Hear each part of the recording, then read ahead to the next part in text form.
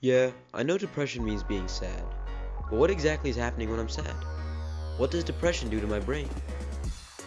Well, we've been asking these questions for many years, but the truth is, we don't really know the full story. Depression varies from person to person, and it is super hard to study because it all takes place on a molecular level. Here's what we do know. Our brain is very complex, and let's be honest, it really has to be. It controls all our bodily motions, movements, and thoughts, and it's only one organ. Recent studies by Dr. Jeffrey Meyer, a member of the Canada Research Chair in Neurochemistry and full-time professor at the University of Toronto, investigated the enzyme monoamine oxidase A's impact on the human brain on a molecular level. But let's break that down into something we can actually understand. Enzymes are basically like locks, and substrates are the keys that can only open a certain lock. The thing is, there are multiple keys and multiple locks, and the shape of the locks and keys depend on things like temperature and pH levels. So finding the right pair is basically like looking for a needle in a haystack.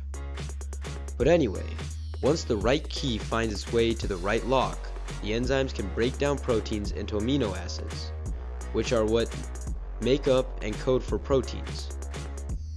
The enzyme monoamine oxidase A is unlocked by certain chemicals in our brain, and essentially breaks down the key that it fits into. It is basically a fancy name for an enzyme that breaks down happiness. Happiness is triggered by certain chemicals: serotonin, dopamine, norepinephrine. These are the big happiness chemicals. When these chemicals are released into the brain, we become happy. Now you're probably wondering what happiness chemicals have to do with depression. Well, depression is basically when the body's lacking in those happy chemicals. Not to anyone's surprise really, the happiness-devouring enzyme, MOAA, is more common in people with depression. A lack of positive chemicals means that there is an increased amount of negative chemicals, like prolactin, for example. However, like positive chemicals, negative chemicals react with receptors. But these negative chemicals cause multiple symptoms of depression, such as loss of appetite, thoughts of suicide, and even fatigue. So that's depression. But what's next? We talked to Richard Prinz, Monte Vista High School's student advocate, to find out how to cope with depression. There are 9 basic symptoms to identify if someone has depression or not: a depressed mood, a diminished interest, fatigue, a feeling of worthlessness, a change in weight, a change in sleep, a diminished concentration, psychomotor agitation, and thoughts of suicide. Psychomotor agitation is when you're shaking or you find yourself not being able to control your own body. Now, the first thing is to go get checked out by your doctor and make sure that all these symptoms are not related to a physical issue. If you get injured or if you have some other long-standing illness, then that might be the cause of this feeling.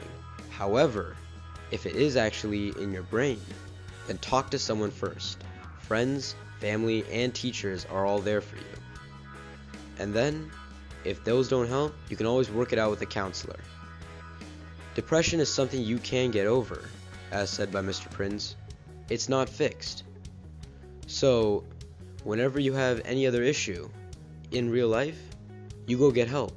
So why is depression any different? Depression is not something that you can just laugh off. It's a serious affliction that affects many people worldwide. That being said, it all does boil down to just chemicals in our brain. So, in the end, if you're depressed, or if you know anyone that is depressed, there is still a chance to turn that frown upside down.